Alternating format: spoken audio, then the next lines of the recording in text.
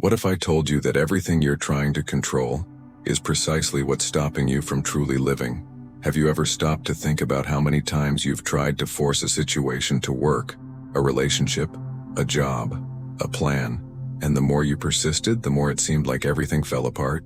The truth is, there's a very subtle but deeply ingrained illusion within us, the illusion that we're in complete control of our lives, and that's what we're going to talk about now. How many times have you believed you had to make it happen no matter the cost? That quitting was synonymous with failure? That if you weren't in control, everything would fall apart? Our society has taught us this from an early age, that those who don't control, lose, that those who let go, fail. But what if it's just the opposite? What if the secret isn't in forcing, but in trusting? Maybe your anxiety, your mental fatigue, that constant feeling of frustration, aren't coming from life itself, but from your excessive effort to control it. Alan Watts, a philosopher and thinker who challenged many of these beliefs, used to say that the problem isn't the flow of life, but our resistance to it. And it's curious how this applies to everything. When we try to control what others think of us, when we force a response that isn't yet ready to arrive, or when we try to plan every detail of our future as if it were a mathematical equation.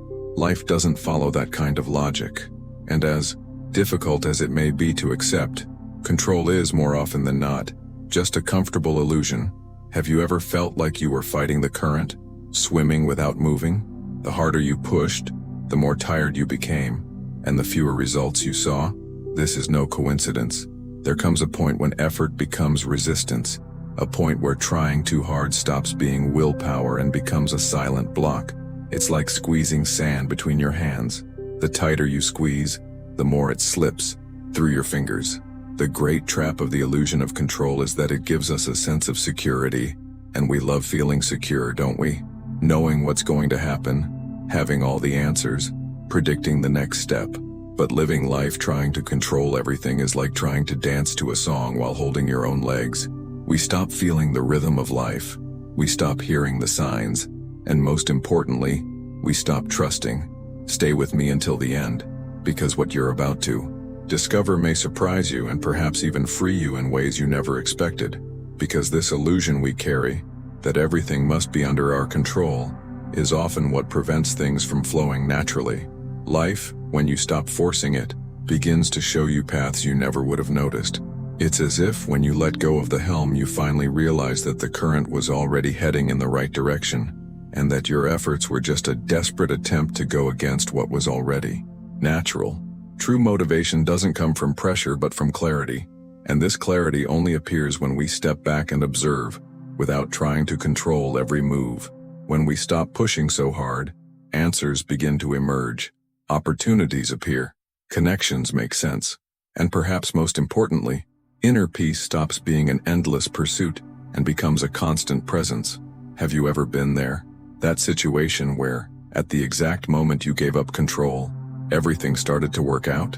It may seem like magic, but it's pure reality. When you let go, you allow. When you allow, you receive. But this only happens when you recognize that absolute control isn't strength. It's fear disguised as responsibility.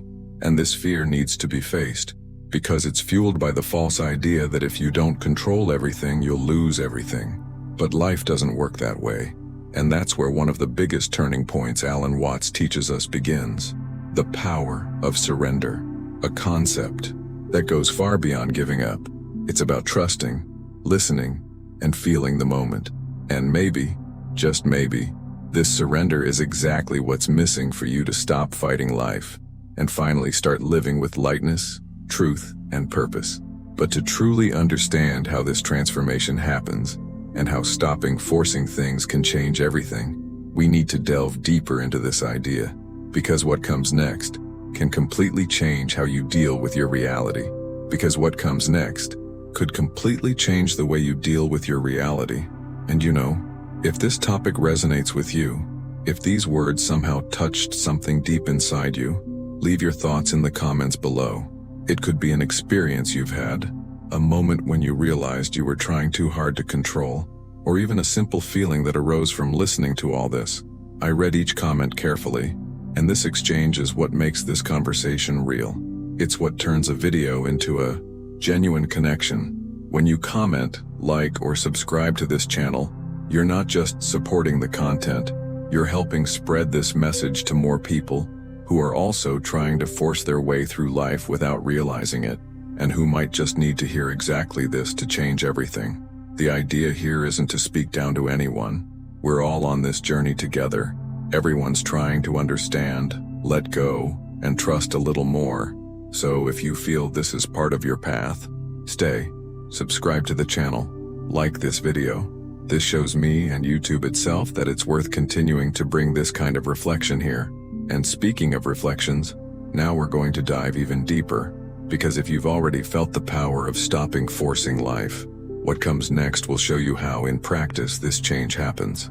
Now is the real turning point, because there's something almost invisible, but immensely powerful, happening every time we insist on forcing life. A disconnection from the natural flow of things. We grow up hearing that you have to go after it, that nothing comes easy, that only those who fight hard every day win, and that's not wrong, but it's incomplete. The problem arises when this mindset becomes a prison, when you believe that if you're not constantly in control, everything will go wrong. And that's where the paradox of surrender arises. Surrender, contrary to what many people think, is not an act of weakness. It is a movement of profound trust, a gesture of wisdom. It's like swimming in a river. The more you try to resist the current, the faster you tire. The more you take on water, the more despair you feel. But the moment you let go and begin to move with the water, everything changes. The effort ceases to be a struggle against and becomes a dance with. This metaphor, though simple, carries a hidden truth that Eastern masters have been teaching for millennia. In Taoism, for example, there is a concept called Wu, Puisunun, which can be translated as effortless action, not in the sense of laziness but of acting in harmony with the flow of reality. It's a type of action that happens without resistance, without rigidity, without the constant need for control. Alan Watts spoke about this with stunning clarity. You don't cultivate a flower by forcing it to grow. You create the right conditions, and then observe. That's the point. Create space. Stop squeezing, pushing, and suffocating life's processes with our urgencies and anxieties. Often what most blocks our growth isn't a lack of action, but an excess of control. Let me tell you a story that illustrates this perfectly. A friend of mine, a visual artist, was going through a terrible phase. He was constantly stressed, insecure, and creatively blocked. And the strangest thing, he worked constantly. He forced himself to be productive every day. He woke up with goals, rigid schedules, and sky-high expectations. But the result was the opposite. Nothing flowed. He himself said his art felt dead. Until one day, in a fit of frustration, he gave up on everything for a while. He put down his paintbrushes, stopped trying to be productive, and simply lived. He went for walks in nature, watched movies, talked, breathed. Without realizing it, he created a creative void, but a fertile one. And after weeks like this, one day he returned to the studio and painted one of the most authentic works of his life. Without planning, without drafts, without pressure, he just let it flow. It was there that he understood in practice what it means to act without forcing. He didn't stop creating. He just stopped fighting the process itself. And that changed everything. The same logic applies to so many areas of our lives. Relationships, for example. How often do we try to mold the other person, try to fit expectations, fill silences, correct the other person based on our own vision of right and wrong? But love that needs to be forced, care that demands constant pressure, presence that only comes with pressure, these are not true. And when we let go, love often blossoms with more ease. The same happens with important decisions. When you're completely immersed in the fear of making a mistake, trying to control every possible outcome, your mind becomes confused. But when you breathe, step back from the urgency, and observe more clearly, the answer usually emerges on its own.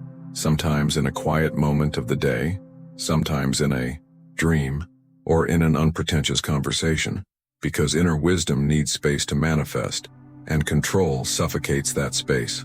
The point here is not to become passive, accepting everything no matter what, but to develop the ability to perceive, when to act and when allowed.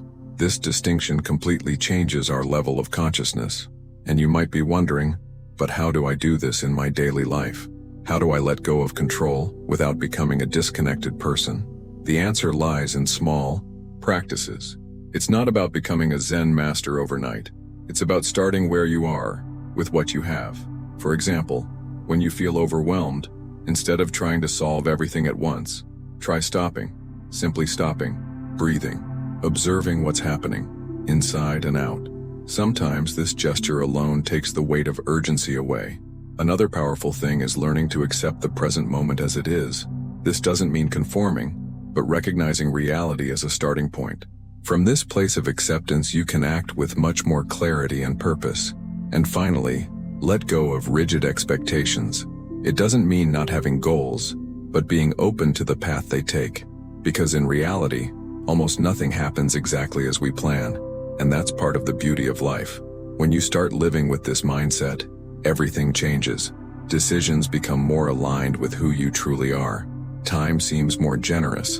The right people start crossing your path, and you realize, somewhat surprisingly, that life works best when you stop forcing it.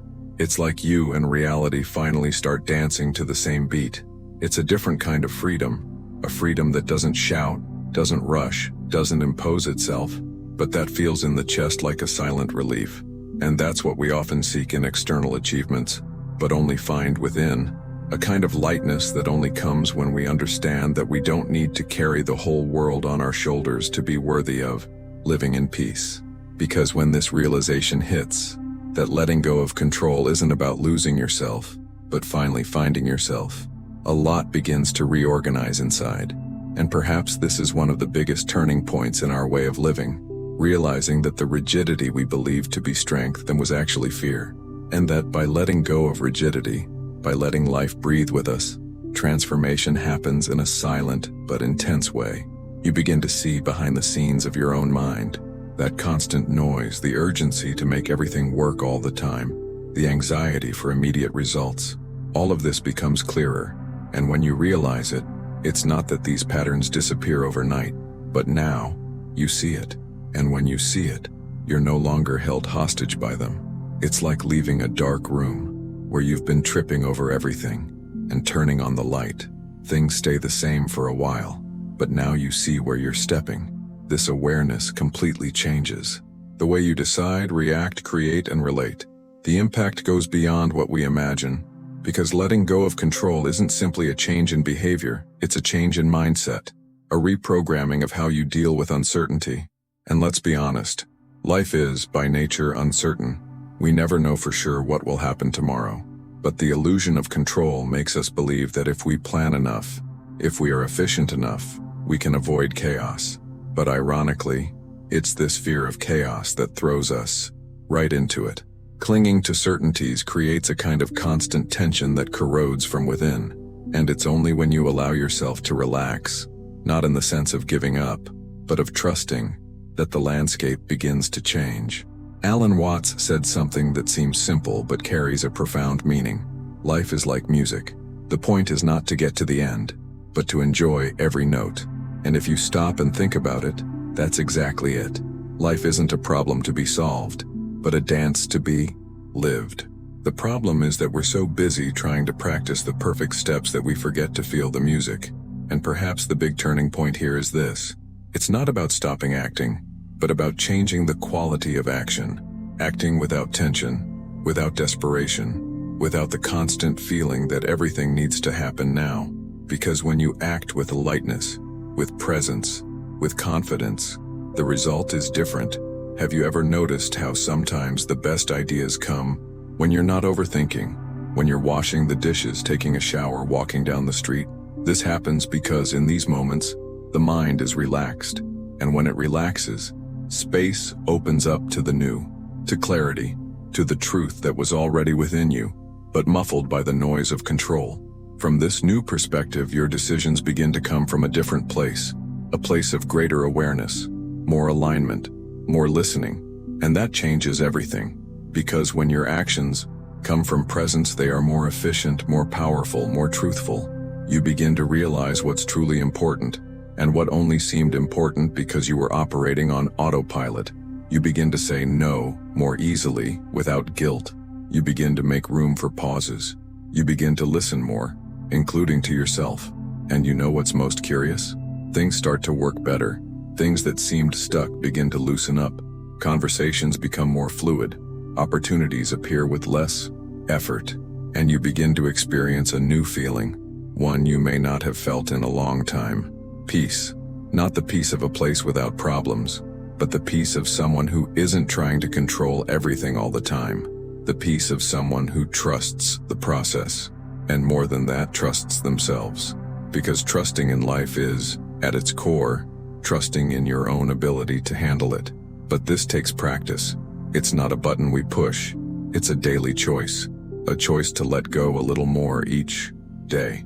To observe before reacting. To breathe before deciding. To allow yourself to live a little beyond your goals and plans. And when you do this, the world around you starts to react differently too. Relationships transform because you're no longer trying to control others. You're opening yourself up to truly knowing them. Projects flow because you're no longer trying to push something that's not ready yet. And most importantly, you feel more whole. This is the kind of change you can't see in the mirror, but everyone feels when they're around you. It's a different vibe, a calmness in your gaze, a gentle firmness in your words, a quiet glow of someone who's discovered that life isn't about winning every battle, but about wisely choosing the ones worth fighting. And this wisdom doesn't come from books nor from detailed plans.